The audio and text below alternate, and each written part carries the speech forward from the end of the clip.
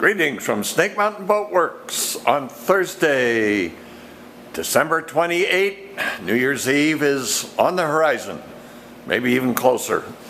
And the 1946 Brightside U22 sanding effort between coats 7 and then the subsequent coats 8, 9, and 10 is well on its way to completion. John has sanded all of the decks and horizontal sections by hand with, it was 220, wasn't it, John? 220 with a block. Yep.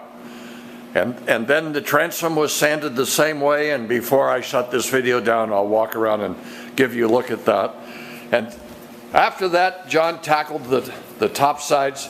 The port side is all done, and we thought we would share with you how he goes about flattening the top side Festool random orbit sander and vacuum attachment. Go ahead, John. Okay, well, the process of sanding this, I could use a flat block, but because of the contour of the boat, it's curved both ways. It's curved out and it's curved in.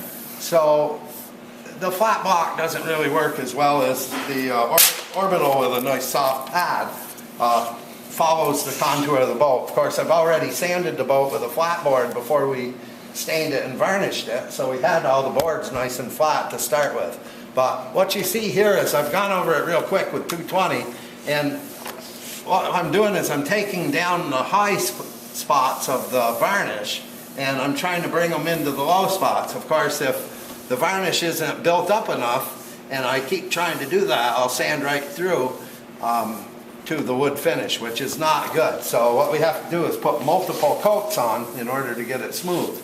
What I'm doing right now is we've put 7 coats on the boat, and in between 3 and 4 I just went through and hand sanded real quick to get the varnish to stick back to the varnish that was already on it, because you're only supposed to let this sit for a certain period of time in between coats without sanding. So we sanded it once quick by hand, but now I've gone over it with the orbital. This will be 1 coat. We'll put 3 more coats of varnish on it, and we'll hit it again to see how flat we can get it, because I'm not going to be able to get it perfectly flat. As you can see on the side that I've already finished, it still has some divots in the varnish. But as we put coats on it, the finish will come right into it, and them little divots will all be gone. Now, I wanted to see if I could capture one little thing here. If we look right here, John's just made a quick pass, and you can really see, and I can feel it's almost like rivulets. And he will, with the orbital sander on this pass, work that far enough, and it's a matter of judgment, and we all continue to be amazed at John's abilities to read that. As we've gotten, this nose piece is pretty good. As you can see, there's quite a bit of varnish with the 7 coats so that we can get it sanded down pretty smooth. Some of these boards will sand harder, take more sanding than others, so that's why I'll sand till I get scared that I'm going to go through. Then I'll continue to put more varnish on it before the next sanding.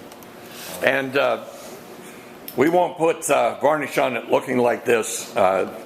We will go through with acetone. Yes, and wipe the whole boat down. Acetone is the most incredible solvent. It flashes immediately, leaves nothing behind it. The VOCs are pretty rugged. We try to keep a fan running when we do it to clear it out. But by the end of tomorrow, John should have conquered the starboard top sides. We have everything else ready to varnish, so we will